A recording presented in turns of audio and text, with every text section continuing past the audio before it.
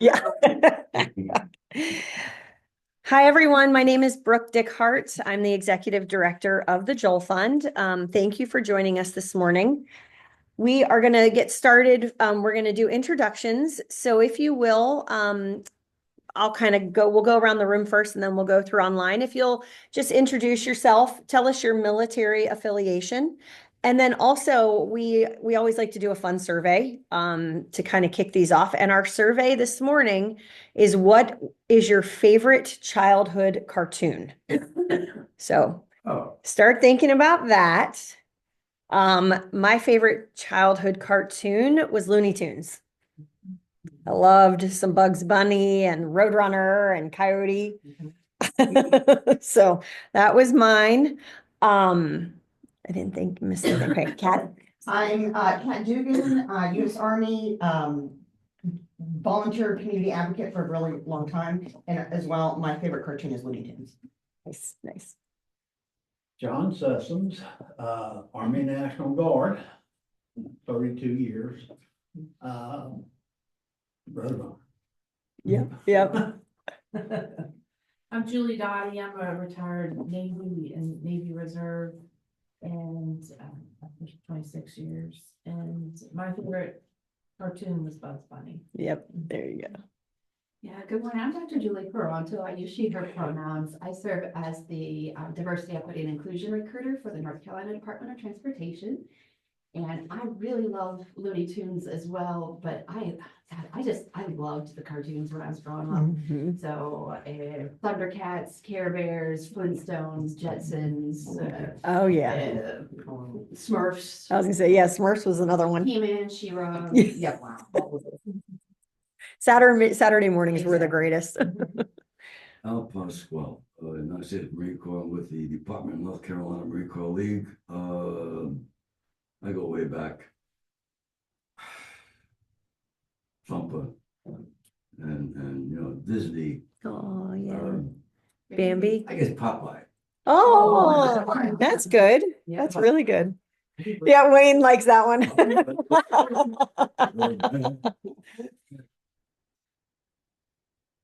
What's his girlfriend's name was what? Olive. The spinach, ate your spinach. There you go. I'm Lee Winslow with the Combat Veterans Motorcycle Association. We are veterans who like to ride motorcycles. That's a given, and also help vets. We're very passionate about that. We support other organizations that support us, like the Joel Fund and all those others. So we are very excited to hear that you're opening that. Yes. And we would definitely do it for something like that. Awesome. I love it. Favorite was probably G.I. Joe. Nice, nice. A couple of people online are saying they're having a little bit of trouble hearing us. So if you'll just kind of speak towards, yep. Good morning, Antonio. Okay, Sarah. Hi, everybody. I'm Sarah Welsh. I did not have the pleasure of serving in the military, but I am very grateful for all of y'all's service. I am with the North Carolina Department of Justice, and I'll be speaking a little bit later. My favorite cartoon was on Boomerang on Saturday mornings, and it was Baby Looney Tunes. Oh yeah, that's awesome. I love it. Tony, you're just in time to introduce yourself. Antonio Burt, Veterans British Home Market Community Coordinator.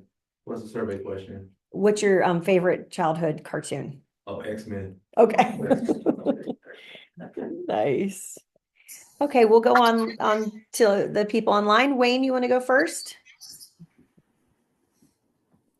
Good morning, everyone. Wayne Leeser, part of the American Legion, Vets for Warriors, and so on and so on. I'm a part of a lot of different organizations. I try to keep the ball rolling in the right direction, helping where I can fit in. I'm also working on my master's degree in biblical counseling.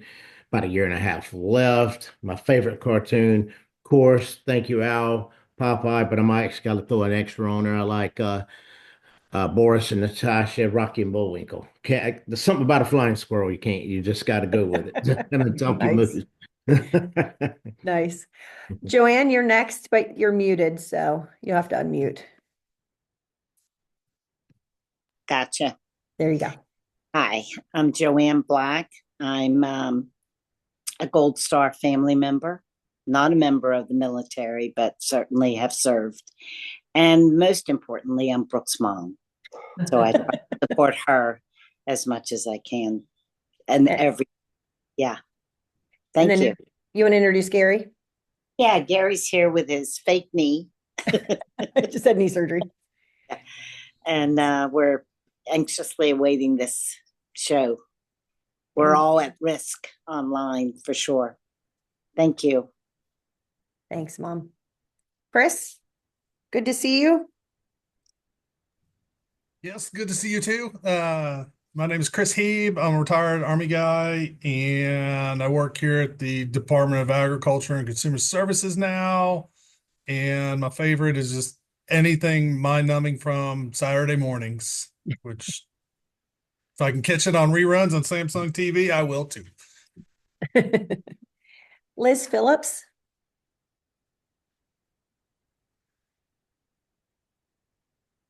Oh, you're muted.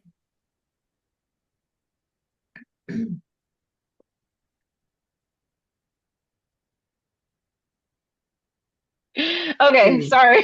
That's okay. My name is Liz Phillips. I served in the Army. I'm currently a student at Wake Tech, which is how I found out about y'all. My favorite cartoon, I would have to say Tom and Jerry. Nice. Oh, that's a good one. I can't believe I forgot. Yes. Yeah. Thank you, Liz. Landry? Good morning. Can you hear me? Yes. Okay, perfect. My name is Landry Young. I am the marketing and outreach manager here at the Joel Fund. I am a military spouse as well. We're stationed at Fort Bragg, but I'm currently out of town in case you hear anything. And Liz stole my answer. I was going to say Tom and Jerry. Nice, nice. Thank you. Isabella? Hi, I'm Isabella Brzezinski. I'm the Operation Art Program Manager here at the Joel Fund. So managing all the art classes and workshops we have for military connected individuals. My favorite cartoon, well, Tom and Jerry, amazing answer. Forgot about them. What a nostalgic memory coming back. But my original answer was going to be Dragon Tales. Oh, vaguely remember that one. Thanks, Isabella. Elizabeth? Good morning. I'm Elizabeth Culp. I am a Gold Star spouse myself. So I've been spouse and parent to two awesome Gold Star kids who are now taller than me, kind of thing. I work for TAPS, the Tragedy Assistance Program for Survivors, which is how I found out about Joel Fund through Don Timmons and that group at RCR and the copies. And so I kind of get to be supported and be a support, which is kind of a cool role for me to be in. And favorite cartoon, hands down, was Scooby-Doo. Hands down. Like the 70s Scooby and early 80s. Yes, not yes. like the original, like the creepy about like vampire Scooby-Doo level. Yeah. Thank you. So next time I'm not going to go first because all of these other answers have come up where I'm like, yes, yes. Okay. Thank you. Allie? Hi, everyone. I'm Allie Anderson. I'm the Community Care Manager for the Joel Fund. I am an Army spouse as well as an Air Force brat and an Air Force sister. I was also going to say Scooby-Doo and agree, specifically the early days. So I love it. Yeah. Way before your time. but I can still appreciate it. And that's so. Thank you. Daphne? Hi, good morning, everyone. Hi, Brooke. Hi. Name is Daphne Moore, in the Office of Congresswoman Deborah Ross, one of her constituent services liaisons. And what is my favorite cartoon? That is a great question. I'm trying to. No pressure, no pressure. I think the Muppet Babies back from like the 80s or so. Muppet Babies cartoon. That is my favorite. That's a good one. Thank you. Rick? Hey, good morning, everybody. Rick Bowers. I'm a volunteer with the Joel Fund. What's the question? I got on a little bit late. What's your favorite childhood cartoon? Oh, childhood, because there's different ages. I mean, it could have been as Yeah. I got. I used to watch a lot of Bugs Bunny. Yeah, that works. Awesome. Thank you. Daryl? Hello, Daryl Macaluso. I'm with the Whole Health in the VA. I'm also a Army guy. Did 10 years active and 10 years in the National Guard. And my favorite cartoon, I don't know if anybody else remembers, but it was a whole bunch all mixed into Hanna-Barbera's World of Super Adventure. Stuff like Captain Caveman and the Herculoids, and just had a whole bunch of different things. Nice. I love it. Thank you. Hey, I know Daryl. Well, I've never met him, but he's been helping a lot of my guys. Oh, good. Get into the VA system. So thanks a lot, Daryl. Appreciate all that with Bobby and all those guys. That's awesome. Randy? Good morning, everyone. I'm Randy Silver. I'm an Army veteran. Now I'm with NC Works, assisting veterans with employment, of course. As for the favorite cartoons, it's a toss-up between Scooby-Doo and the Flintstones. But I think I'm leaning more towards the Fred and Barney with the Flintstones. I like it. I like it. Thanks, Randy. Hey, we have one more who came in a little late, Jeff. Hey, Jeff, retired Army, Chief Warrant Officer 5, favorite cartoon. I watched Blue's Clues so many times with my daughter, I can't remember what I watched when I was a kid. There you go. That's true. That's awesome. Yeah, my kids loved the Backyardigans. So today we are doing a slightly different conversation. Now we do have a guest speaker, but we have Sarah here to talk to us about fraud and scams. So she is from the Department of Justice and feel that this conversation is so important that we are recording it. So if there's anything you miss, it will be online and we will share that link. So Sarah, let me set this up so you can share your screen and I'll turn it over to you.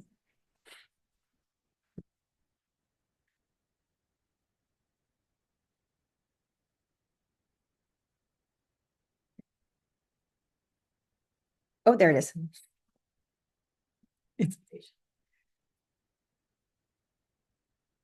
There it is. Okay, well, I feel like I'm in good company with all these other state employees here with me. So I'm from the North Carolina Department of Justice, and I'm going to talk specifically about scams as they relate to the military community. There's, of course, lots of different scams that are out there, but we thought that the particular the way that scams are now, right? Scammers are trying to pinpoint folks based off of their relationships with specific individuals, with their affiliations with certain groups, and so narrowing in on what are our specific vulnerabilities, and knowing that people unfortunately try to target the military community, whether they're active service or veterans, and then their family members as well. You can just project a little more. Yep. Sorry. And so I know that there's military spouses on the call as well, and so that is also something to keep in mind, that this information can then be shared with your relatives as well. That we're all particularly affected by these scammers. To give an overview of what I'll talk about what does the Department of Justice do, what are the common scams that we're seeing related to the military community, and then what are safeguards that we can put in place to protect ourselves, and then some further resources. So to dive in, the department, also you can ask questions at any point, and that includes people online. So if you have any questions at any time, you can just say, Sarah, hold on. Okay, so the Department of Justice is led by the Attorney General. As of January 1st, we have a new Attorney General, Jeff Jackson. This is the top lawyer and the top law enforcement officer in the state. It serves terms of 4 years. And so this is the very beginning of this administration. Previously, we were led by Attorney General Josh Stein, who's now Governor Josh Stein. Regardless of who's leading the department, our mission stays the same, and that is to simply protect people of North Carolina. The 3 main ways that we do this are to prevent crime and support law enforcement. The second is to safeguard consumers, which is specifically what we're going to talk about today. And then the third part is to defend the state. So the state agencies, the literal land and natural resources in the state, and then the people who live here and their constitutional rights. So that's the work that we do. Talking specifically about our consumer protection division, we receive consumer complaints. Has anyone ever submitted a consumer complaint? Okay, all right, so it's a large division at the department. Last year, we received more than 19,000 consumer complaints. They're about a variety of issues. The most common complaint that we get, about 20% of the complaints from last year, were about robocalls and telemarketing scams. The next biggest complaint was about like motor vehicle sales or repairs. So anything related to motor vehicles. So whether it's a dealer or a private sale, those sorts of things. We investigate all of those complaints, we respond to all of them, and we take legal action where possible against scammers. So even if you submit a complaint and we don't have enough to build a case off of it, it's not to say that that case couldn't pan out in future years when there's more evidence that's submitted by other people as well. The other thing that our Consumer Protection Division does is responds to reports of data breaches. And unfortunately, last year was a record year in North Carolina for data breaches, both the number of data breaches and the number of people impacted by data breaches. And so by law, organizations have to report those to our office, and then we investigate and find out if there was a failure on that organization's part. Is it investigation, is there a fee or is it a free? Your taxes, yeah, your taxes support our work, yeah. So you have attorneys under your, okay. Yeah, so our attorneys do the investigation along with their administrative support and investigate and then, determine whether or not that will go to court. And then usually there's settlements as a part of that court process. Cool. And then the last part is that we work to educate North Carolinians about scams and frauds, which is what I'm doing today. But then the other part is that at the bottom of the screen, you'll notice consumer alerts, and that's something that you can sign up for. You can get an email, usually about once a week, to sign up for a consumer alert about things that we're seeing. The one that went out last week was about a rise in counterfeit drugs that we're seeing on the marketplace. So, for example, right now, you've probably heard of like Ozempic and Wegovy or Mounjaro, these weight loss drugs that are also used to treat diabetes. And we're seeing that people are getting them not from doctors' offices or pharmacists. They're not getting them through prescriptions. And then that's causing harmful side effects because they're having to make their doses on their own. And so anyways, that's just one example, but there's lots of different consumer alerts that we'll send out. All right, any questions about the Consumer Protection Division so far? Okay. All right, so I mentioned last year we received more than 19,000 complaints. We, in court judgments and settlements last year, won back more than $84 million. And since 2017, which was the beginning of the Stein administration, we've won back more than $3 billion. That's just the Consumer Protection Division. And so those come from a variety of different issues. So for example, Juul, which is a vaping company that was targeting young people, that settlement is included in that $3 billion. Settlements against the opioid pharmaceutical companies like Purdue Pharma, that money is included in there as well. And then the last part of this slide is about the robocall report task force. This is a task force made up of 51 attorneys general around the country, as well as telecommunications companies working to reduce robocalls. So the telecommunications companies have agreed to certain principles that they will adhere to limit the number of robocalls. I know that robocalls are really frustrating and we get a lot of them every day. And so they try to reduce them, but then they also put in safeguard measures. So for example, if you get a phone call from an unknown phone number and it says spam risk or potential spam, that's a result of this task force trying to make sure that people know that there's a risk associated with answering those phone calls as well. What happens to the money? The money, it depends on the settlement. So for example, the Juul settlement that I mentioned about the vaping company, that money goes to the Department of Health and Human Services for mitigation programs and also vaping cessation programs.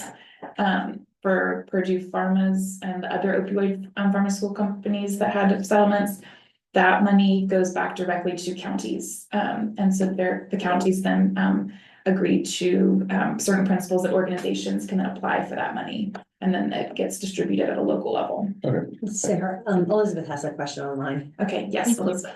I think, and one thing with our survivors that we service, one of the big, and this is nationwide, is claim sharks. that are, oh, we can help you file your VA, blah, blah, or the PACT Act, or yada, yada, and we'll just take it. And it's just a nightmare. And is that something that, like for North Carolinians, at least, I could refer to? Is that an appropriate referral to your department? Yes, absolutely. Time starts. Okay, thank you. Yeah, that was a good question. Yes, and claim sharks, that is something that under the last administration was made to illegal, like especially like predatory lending practices. They really cracked down at the beginning of the Stein administration. All right, good question. Any other questions? I just want to piggyback off of that one. There are 33 organizations, nonprofits that can assist veterans file their VA claims. So I tell veterans, because I'm in this space a lot, you never have to pay for somebody to submit your claim. American Legion, Vietnam Veterans Association, AMVETS, DAV, I use the DAV myself. No veteran ever has to pay somebody to help them with their claim. There's 33 organizations that do it for them. Okay, that's excellent. Yes, Elizabeth, do you have another one? I'm not trying to hold the space, but based on what the lady that just shared, is there like a list of those 30? One, are those 33 nationwide or specific to North Carolina? And two, could Joel Fund maybe send out? Yeah, I mean, we'll sometimes you include that can in the reach out follow-up. to- Thank you so much. There are a couple of different organizations and government entities that we can refer out to. I was just typing something like that up, so. Awesome, thank you so much. Yeah, Jeff? Yeah, I can't recommend your local VSO enough either. Yeah. They were tremendous with helping me Right, through that process. Yeah. Awesome. Thanks, everyone. Awesome. I love it. Okay. All right. So I'll talk now about some of the common scams that we see, but first I'll explain what is a scam. My grandma told me recently pedicures are a scam. I was like, well, not really. She does her own. No. Depends on what they look like. Yeah. I guess so. I guess so. But so a scam it requires somebody to be dishonest. So intentionally lying, sharing misinformation, and trying to get something of value from you. Something of value could be money, it could be property, it could be information. If I may, I get emails occasionally. Okay. They will disconnect this service that you have. Mhm. I never open it up. Yeah. It's constant. Yeah. So I mean, it's happening. It's constantly happening. So, Yeah. so you just don't open up that email. Those are pretty difficult to file on your site. Emails. Emails. Robocalls and that's great, but there's Yeah. really not a file emails For here. emails. Yeah. Okay. Opinions. And I was gonna ask about where to send text messages that I think are scams. Okay, good question too. Text messages, you can report directly back to your telecommunication company. So you can, if you have a smartphone, do you have a smartphone? Okay, so usually under a new message from like an unknown sender, it'll say, do you want to report to junk? And you can just click that and it goes right back to your service Do it every provider. time. Well, tell you, if I You may, hit it'll delete and say report spam. junk and it goes back to You know, them. on your phone, it'll indicate such. Yes. But you an still email get them. situation, I'll talk to you. if I offline. open that Okay. email, for example, I'll show you. I got then it. I'm in I'll trouble. show you how to do it. I mean, there's a possibility of somebody getting my information. Less so if you open the email versus if you were to click on a link or you open an attachment in the email. But I just don't open it. I delete it. And that's totally fine. Yeah. That's Perfect. good. But they keep coming. They don't Yes. give up, these people. Yeah, one of the things that you can also do, rather than just deleting it, is you can send it to your junk folder or your spam folder. And that helps train the filter in your inbox to pull those out of your inbox before you ever see them. Okay. I've tried to, like, I block the sender and then I throw it in my junk folder. Yeah. I mean, Yeah. I hope They it's find a way. blocking. They do. The key is just amazing. don't open them. Yeah. Don't click on anything. Yes. So Yeah, I mean, it's common sense. Yeah. But they And keep like- coming. They don't Yeah, give but- up, these people. You know, in late 2014, and it was discovered in 2015, there was the giant OPM hack. And what happened is 21 million of us that have served the government in all different capacities, anybody that had a security clearance, it was 21 million people. And their family members, a total of 18 names per service member, or anybody that had a clearance, was put on the dark web. You can anticipate that everybody's information has been released and it's on the dark web. Most scammers wait and don't use the information for 6 to 12 months. So we have to be vigilant and we have to not open things and be very mindful of every single thing that's sent to us. So, and I was on a task force that addressed that. Thank you. And if I may, last 6 months, I've just noticed, even with my mother, who's not a veteran, but yeah, my husband and I, the text messages are getting more crafty. Yes. It's more enticing, help with, contact the USPS for, Exactly.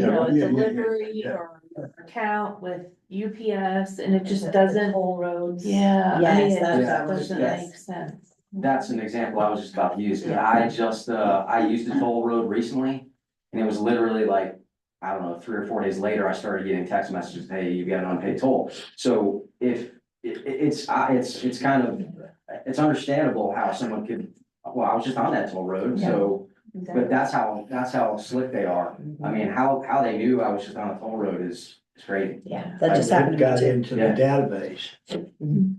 And I was getting a prescription at Costco, this is about a few months ago. And anyway, there's employees even at that retailer, I don't know if it happens at every other retailer, but she rows every 15 minutes and checks every register for the credit card.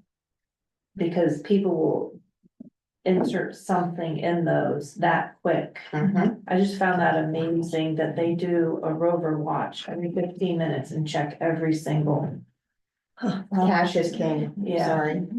Elizabeth, did you have something to add? Question, if I may.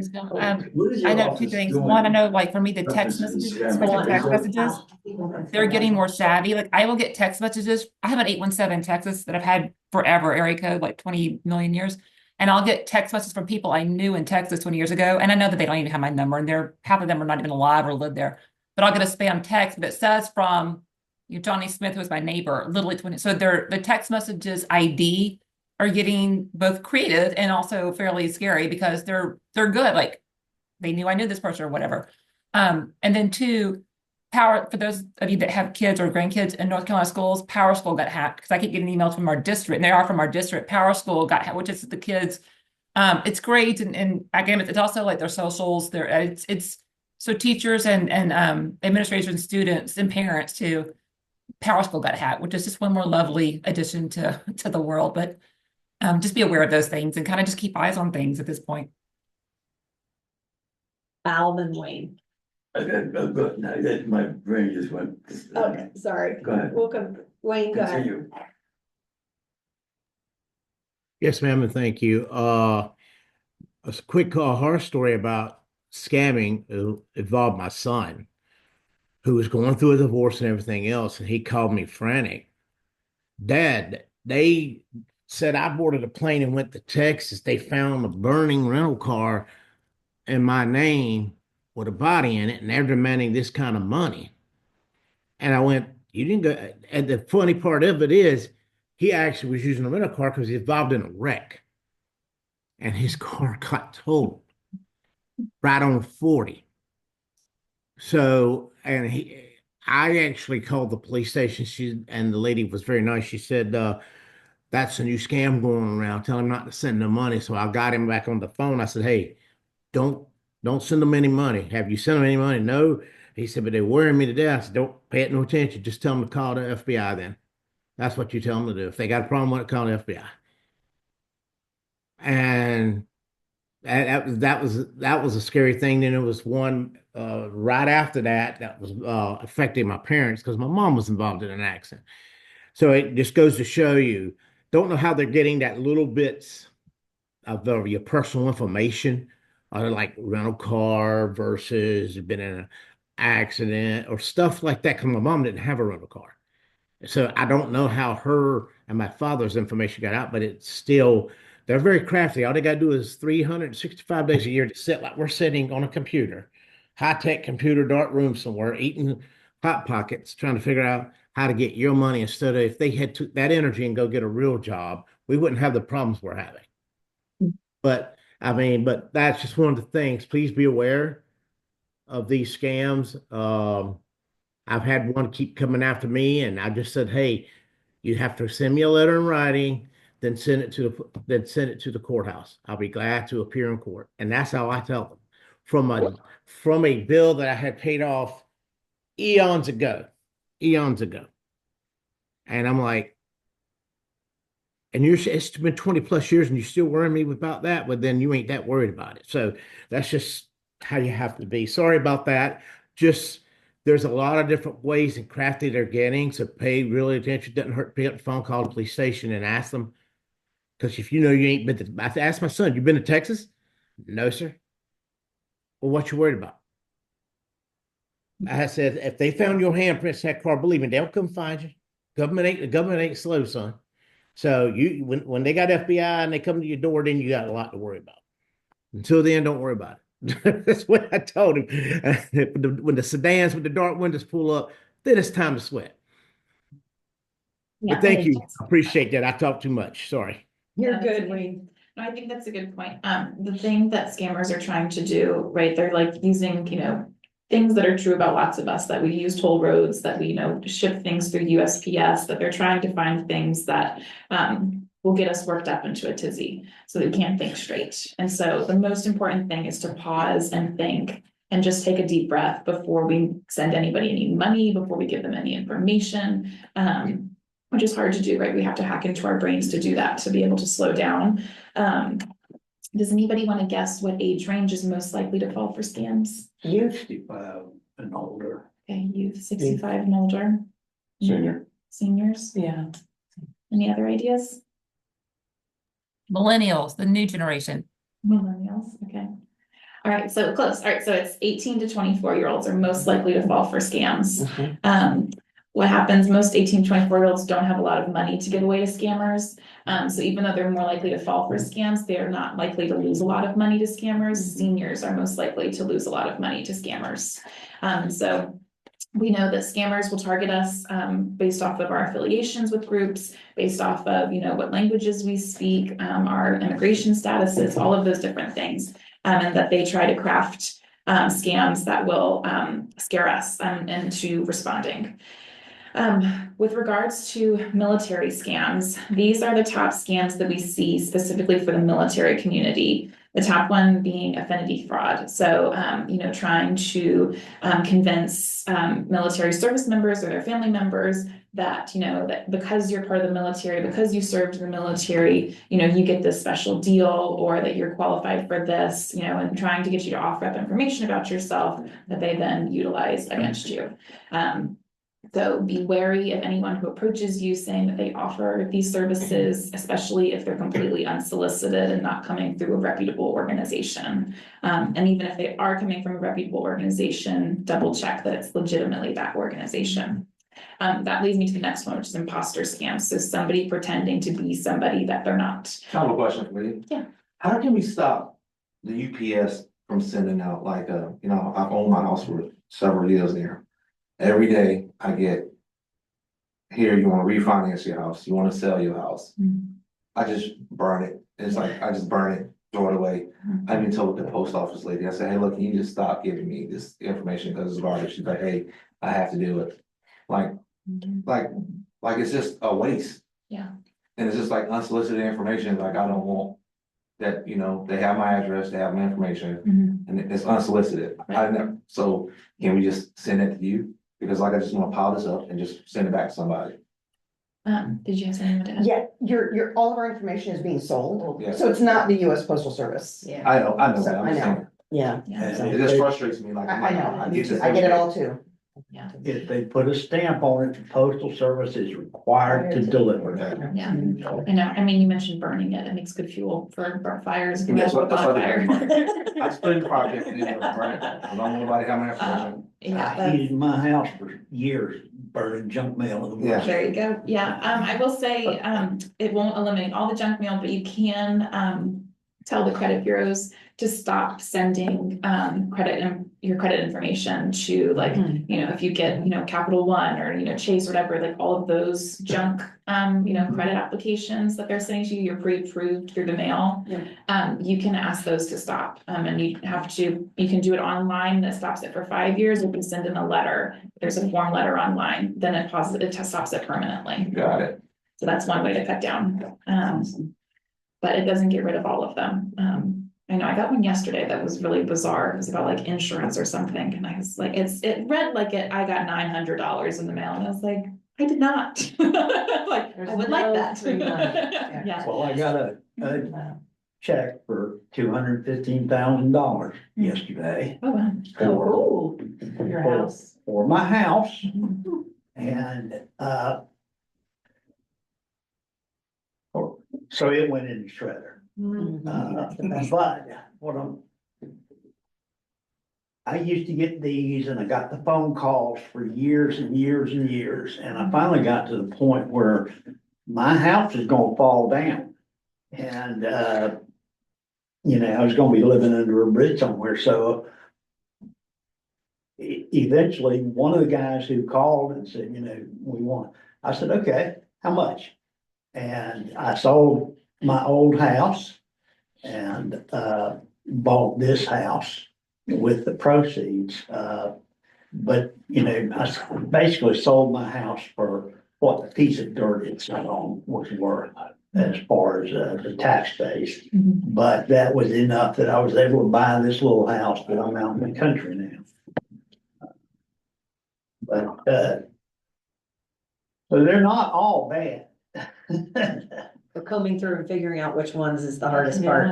Well, I know I ain't gonna take $215,000 for that house, cause that's a little less than what I paid for it.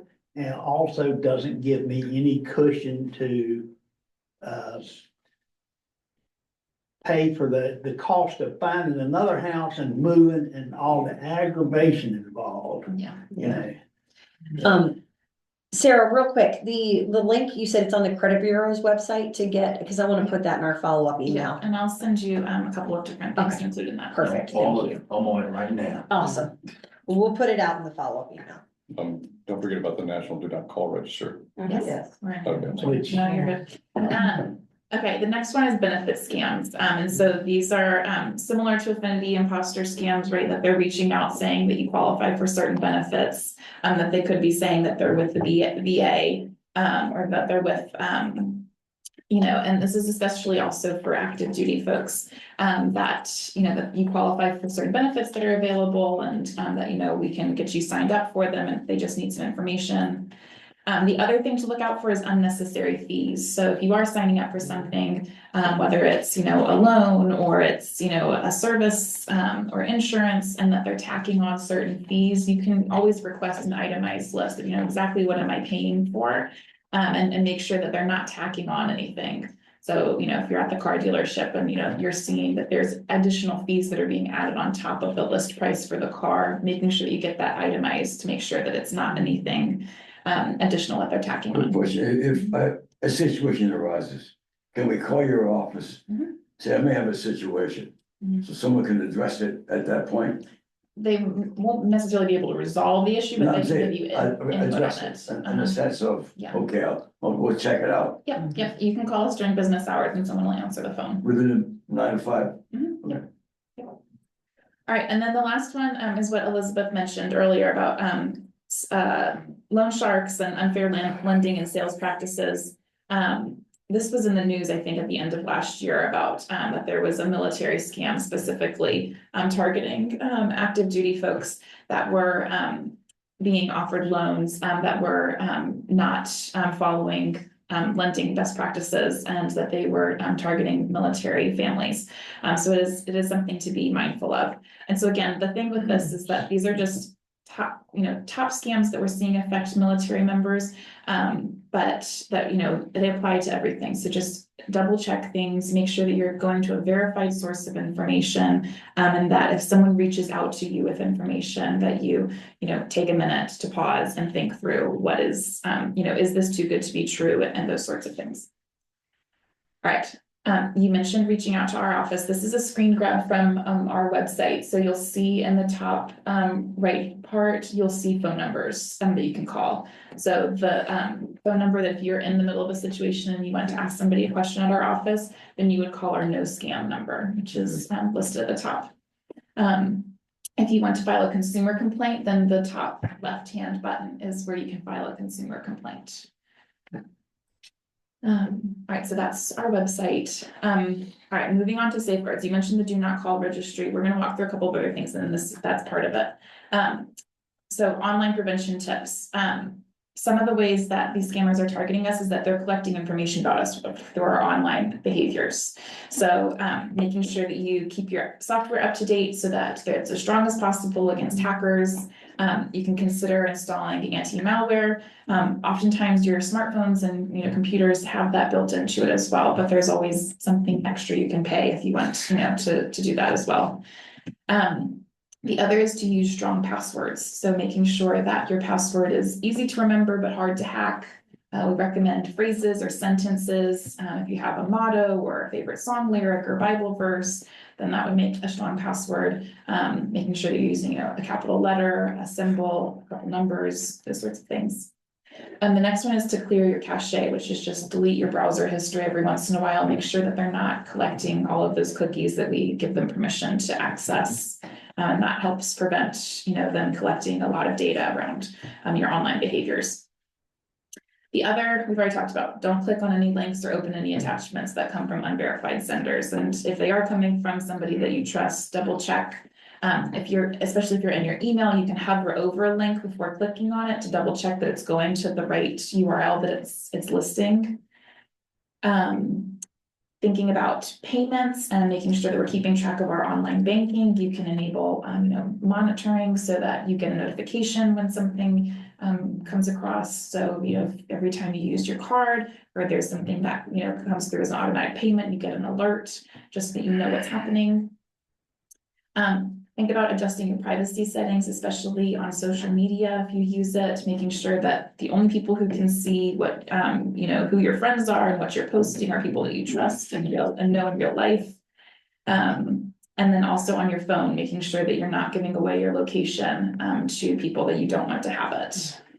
And then the last one's multi-factor authentication, which is fancy for a one-time passcode. So that's if you're logging into your bank account, you put in your username, you put in your password, and then it texts you or sends you an email with a one-time passcode. And that is frustrating, but it is more secure.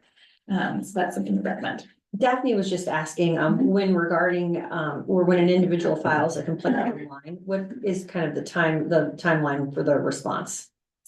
That's a good question. It depends on the nature of the complaint. So for example, if you're complaining about, robocall or telemarketing, you'll get a response usually within that week. If it's something more complicated that requires more investigation, you'll probably receive an initial response within a shorter time frame, but a resolution would take longer depending on the nature of the complaint. Did I miss anything else in the chat? No. I don't think I've ever got a response. Never? Never. Well, you should I've call. called a few. Yeah. And you were expecting a response. Yes. Yeah. Yeah, we expect a little, already. Yeah, you should call and follow up then. Yeah, and that's something I can also follow up. It's funny that the last, consider multi-factor of. Authentication. Mhm. Okay, define that for me. So, when you log in, for example, if you do online banking, you type in your username and then your password, and then it texts or sends you an email with like a 5 or 6 digit code. Okay. That's that multi-factor authentication. You can also use face identification or a thumbprint. That's a lot of the stuff that I use too. We're getting educated here. That's the purpose of it. Face identification or a thumbprint means Everybody. anybody can use your phone and unlock Until it. the 20th century. Holding the Really camera 20th to your face. Well, that would be, they would need to have a gun on me to do it, so would that be wise? But, Well, you know, I've had people point guns at me before. I have to. So depending on what you're comfortable with, if you're not comfortable using Face ID, that's fine. You can consider other forms of multi-factor authentication. Yeah. Okay. And may I want to mention something else that for online that is, I find very useful. There's a thing called a host file. All capital letters, HOT, or how we spell host. And if you, just Google that and one of the hits will be this, place out in the wild somewhere that will, offer you an actual host file. And host file is nothing but a little text file that basically for certain domain names will have an IP address associated with it. Okay. So all these places like ads.doubleclick and things like that are associated with 1.27.0.0, I think it 1.127.0.0, which is local host. So if a website tries to send you to ads.doubleclick.net, instead of going out to the internet to try to find that, it looks for that on your local computer. Of course, it's not there, so basically it just serves up a blank spot where that ad would be, or and a lot of these sites that are scams and stuff, are on these ad servers. So if you have a good, strong host file, you can avoid even receiving a lot of this stuff. And You can also use a VPN too. Yes. yeah, I use a VPN. Which is virtual personal. virtual private Personal net. network. I use Surfshark and it's excellent.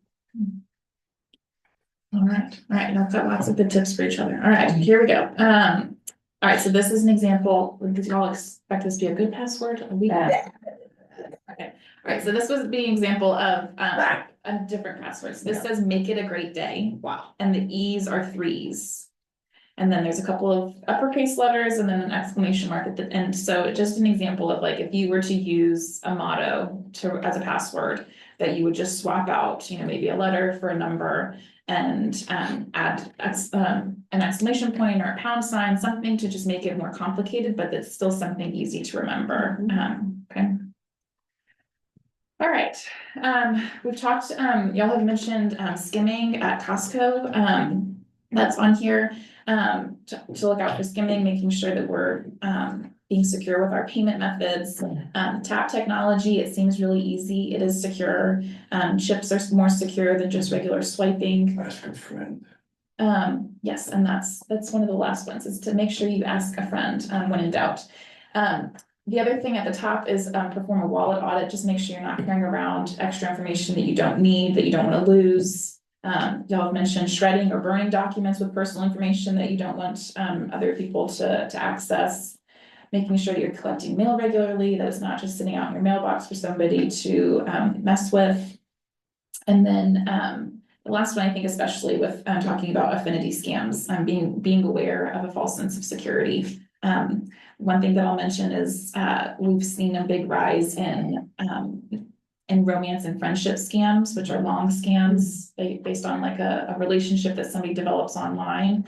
And those also target the military community. I had a woman tell me that she was the widow of a veteran, and that she was reached out to via Facebook by somebody saying that he was a 4-star general stationed abroad, and that he was starting a relationship with her, and that it evolved, and it ended up that she lost several $1,000s trying to get him a plane ticket to come and visit her. And so those are just one example of a story that be aware of people trying to take advantage of that relationship to the military.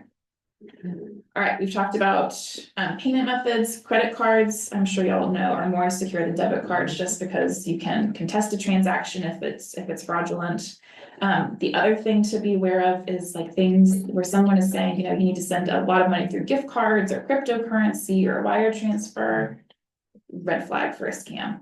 That is a common tactic that people try to use because it's nearly impossible to get that money back. Person-to-person payment methods, those are like Venmo, Zelle, PayPal. They're legitimate businesses. Just be careful when you send money through them. Make sure you know who you're sending it to. And make sure that you have, the item that you're paying for, the service that you're paying for in hand. All right. the do not call register, I promise it's at the end. Okay, so the free annual credit report, do y'all check your credit reports Yep, regularly? annually. Okay, all right, good. So you know. And you can do that more frequently now. You don't have to do, it's not just once a year anymore. It's You can, twice a year now, isn't no, it? you can do it like all the time. Every week. And we, every We week, freeze yeah. ours. Well, Yes. Yeah, we freeze ours. Yeah, that's the law used to be that if you applied for a credit card, Mhm. whether it was granted or turned down, you got a free, Yeah. Check, yeah. Yeah. check with your. And ever since COVID, it's changed, so you can do it online every week, you can check your credit report. So, and that's totally free, it should read really easily, like you just see all of your lines of credit, if you see anything that you don't recognize, then you should flag it, and contest it with the credit bureaus.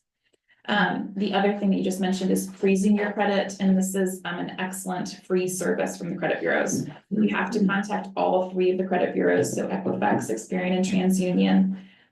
Freeze it, so you set up an account, you put in, you know, security information, and then it permanently pauses your credit. So nobody, including yourself, can apply for new lines of credit. You can continue using, you know, your credit card, and, you know, paying off your mortgage and those sorts of things, but nobody can get a new credit card, you know, at a store, without you knowing about it. It's a pain if you wanna get a new credit card or apply for a mortgage, but it's worth it in the end to just keep you and encourage your family members, cause I did this for my mother a couple years ago. It's important, freeze that credit. It'll protect you. Yeah, I mean, I agree, it's a little bit of a headache, right, to pause it, to get it. But it's the easy to headache- do temporary Yeah. unfreeze, Mhm. you know, of your credit. It just, you will sleep better at night. Yes. Yeah, and the headache that is associated with having your identity stolen and somebody using your credit and then trying to recover all of it, it's way worth it to do the credit freeze. Just out of curiosity, so if you were to do that and God forbid, somebody got in a car accident on the way home and, you know, needs a new car within the next few days, right? How easy would it be to get a car loan, you know, if you've got that frozen? To unfreeze, it can take up to 6 to 8 weeks. Okay. That's No, you No, can do. I can do it in days. Yeah. We can Can do. you? Oh, yeah, it You doesn't can take any time unfreeze off. it that day. Yeah. You can Yeah. do the Okay. stuff on your iPad. Yeah. It's super Or, easy. you It's an know, insurance mobile device. situation too, Well, but. they have to Insurance verify, companies. the verification for who you are, it takes a couple days. So you've I've done it? done, yeah, many, You've done- we've okay. done it for new cars, cause Okay. we're in a car buying for the teen kids. You're right. Yeah, no, it's super Okay. quick. Easy. I just was curious then Yeah. how Yeah. long it would take, you know, if there were a case of, God, we need a loan all of a sudden, you know, the HVAC just went out and I don't have If you- $15,000 if I may, laying around, you know? If you have proper insurance, and your insurance has a amendment, if you will, referencing car rental, Mm. so you don't need to buy a vehicle right then and there. Yeah. Yeah. Assuming you've got that good insurance. Exactly. Right, Yeah. right. All right, Thank you. yes, thank you. All right, this is from the Federal Trade Commission. If you were to have your identity stolen, they have an excellent website on exactly what you need to do. So you put in information about, you know, what's happened, and it would tell you whether or not you need to file a police report, whether or not you need to contact the Social Security Administration, and those sorts of things. So they're an excellent resource. Sign up for the do not call registry, got to it. This is a national registry that you can add your phone number to. Has anyone done it? Okay, all right, so it is not foolproof. I get complaints lots of times that, you know, I still get these robocalls. Not all businesses abide by it, especially businesses that want to scam you. So it does cut down on the number of robocalls you should be getting. The other thing that really helps is not answering the phone when you get a phone call from an unknown number. It tells you. Just let it go to voicemail. Just a question too, how common is the title theft? I see that all the time, like on commercials. It happens a title lot. lock. Is it that simple for someone to steal, like, your title to your Yes. home? To your home. And your car, yeah. Is it pretty common, or what So steps what can you I've take heard from the to? Register of protect yourself Deeds from in that? North Carolina is that it is, it's not very common in North Carolina, but it does happen. And, most counties in North Carolina, like Wake County, for example, if you live here, has, a service through the Register of Deeds where you can sign up for alerts. So if someone were to file, anything related to your property or your name, then, you would get an alert. I just did, okay. Okay. Just go to wait.gov and. Yeah, I would Google like Wake County Register of Hundred Deeds. percent. Are you 100%? Yeah. So like when I did the thing for your taxes, they gave you the option to do it right then. Yeah. Like right here. So like, hey, you want to get alerts for your title? And I go, yep, sure did. So you can do it right there in the office. Yeah, I know there was that big story in the news about the woman who stole his like really expensive house in Raleigh, I think it was. Yeah, the mansion. Yeah. Yes. Yes, and that made big news, but it's, from what I've heard from registers of deeds, it's not very common, but people are concerned about it, especially property value in North Carolina is becoming, much higher. One thing I just wanted to mention, I think this is important. So Elizabeth posted a note that said, some of the best advice from her casualty officer was to pull her late husband's credit reports from all 3 agencies to confirm nothing suspicious was going on, and to send a written letter and a copy of his death certificate to all 3 credit bureaus, notifying them of his death, so that so people couldn't steal his identity. That's I think that's great. Just so sad. It is. to do that. I will add that I had to also notify, we were living in Washington State and he was a Texas State resident. I had to notify the libraries, the On Post Library and the Johnson County Libraries where we had resided for years, like just the public library. The Texas State DMV, because you have a Texas license, the Texas Voters Registration Bureau, whatever commission, and all the On Post, like just things I would not have thought of, because people will walk in and have a little bit of information, like, oh, yeah, let me give you that card. You lost your card. I mean, people are nice, And so it only takes one little tiptoe in the right direction to get a little bit of information, then you can build on that. And I never would have thought of that. And I shared that because, one, it kind of gave me a sense of self-protection for me and my family after he died. But 2 is, particularly in Washington State where I worked, there were a lot of older women who were widows, and a lot of like Asian and foreign, not US born. So a lot of them, like, they didn't know where their husband banked, or if they had him, like he did everything. And all of a sudden it's on her because she's still here. And so they just assume that there's this natural death database, like, oh, well, they'll take care of it. I'm like, there's no one-stop shop. There's no just one, like somebody dies and then like you have to notify, somebody has to notify Social Security, somebody has to notify, somebody has to tell, and it's not one notification that goes to everyone. And a lot of our widows through TAPS and through the SOS and different places where I worked and volunteered, especially older gentlemen too, but older ladies, they were just frozen and overwhelmed, and we were able to help them. And it was like, it hit me how much people, and I didn't know, you don't know till you know, and you have to learn things the hard way because it's an experience. So anytime you can help somebody, even if they're not a military person, say, you might want to call the credit agencies, because this is universal. This is not just military and Gold Star spouses and veterans. This is universal to human beings. And so if we can protect ourselves and our friends and family, give them more information they need, and they can lean on it when they're ready to. They don't have to do it day 2. But I never would have thought about the library system. Like seriously, but it was a big help, and it actually turned out to be a protective thing that I found out later on. So I'm grateful I did that. I'm grateful he told me that. Thanks, Elizabeth. Yeah, it's a nice one. Idea. Thank you. All right, I'm almost done. The last part, I've mentioned you can report robocalls, and it really does help. We share that data with other states as well as the telecommunications companies to try and prevent them from using the cell networks, and abusing our phone numbers. So we do really appreciate it when folks report them. And then the last one that I'll mention is we have a military consumer guide especially for active duty military service members.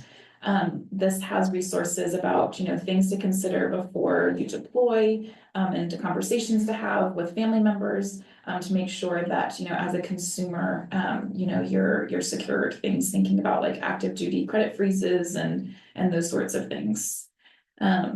That's another resource. It was last updated in 2023. We're in the process of updating it for the new administration, but the resource really is pretty evergreen, so it should be up to date. All right, and then the last is just some information on how to contact the North Carolina Department of Justice. So signing up or if you want to submit a complaint, signing up for our consumer alert newsletters, And then phone numbers to call, as well as if you want to follow us on social media, we share information as well. I will send, Can you go back to the last slide? They were asking if you would send this out. yes, I can send out this. Or email PowerPoint. it, yeah. Mhm. And then I have handouts that I'll give to folks who are in person with some of this information. And then I've made note of a couple other things that I want to follow up with in an email too. Perfect. Okay. Thank you. Well done. I want to allow, like, I know some people probably still have questions, but if you will stop sharing your screen for a second, I just want to say thank you so much. I know this is, we could probably continue this conversation for another hour at least, but I just wanted to open up really quick. Does anyone have any announcements that they would like to make to the group? Isabel?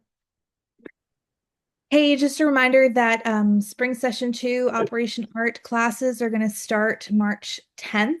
So we will have a new session of classes starting. If you're interested in joining us for a workshop, we have a couple one-day workshops. So if you only have availability one afternoon, we'd love to see you in the studio. Registration is open now and will close shortly. So please, please, please join us if you're interested in join us in the studio, and let me know if you have any questions. Awesome. And that's zero cost, right? Yes, well, some of them are a little bit, so our classes range from like $10 to $25. It just kind of varies, but we do also have a scholarship. Okay. Yeah, the BVA gives us a scholarship. Anyone else have something they'd like to share with the group? I'm the state executive for a late aunt, and be careful, did not do an obit for her. But be careful, even though, so the deaths are registered oftentimes in the newspaper, or people pounce on people that their deaths, and we got spam letters almost immediately. I knew it was all trash, but just be careful. I mean, it's just amazing the scams that are out there, yeah. Well, thank you, everyone. If I could just real quickly, and if it's more appropriate for me to come back another time to talk in more depth, that's absolutely okay. No, you go ahead. But just wanted to let you all know that the Department of Transportation is very much a veteran-friendly organization. All things equal, you know, one application compared to another, the veteran will get the position over someone else. Okay, we are looking for workers all across the state in many different areas, whether that's construction, vehicle maintenance, you know, building bridges, fixing roads around the state, working with our ferries, the toll roads, the DMV, railways, airport maintenance. All of those kinds of things are important to us. And a lot of the skills that folks are developing in the military are absolutely transferable. If you are interested in applying for something, there are some additional tips that I can offer. So I'd be happy to, you know, talk a little bit more about that at a different time. But in the meantime, I'm happy to leave some information here about a lot of the different programs we're offering. We've got high school interns now that we're starting, college interns. We've got programs for folks upon graduation, particularly for engineers. If you've got family members who are attending HBCUs, we have programs specifically for students who are at HBCUs. We've also got an apprenticeship program that we're starting. So just want to let you know that there's a lot of opportunities for folks in all different areas and walks of life all across the state. I'd be happy to talk with you more about it at another time. Do you have your card? I do, Because I would yeah. like to put it in our follow-up email. Okay, perfect. Put your information. Yeah, okay. Awesome. Thank you, everyone. Happy Wednesday. And our next coffee event will be Wednesday, March 26th. So have a great day. Thank you. Thank you Bye, all so much. everyone. Thank you. I have one of your cards. Yes.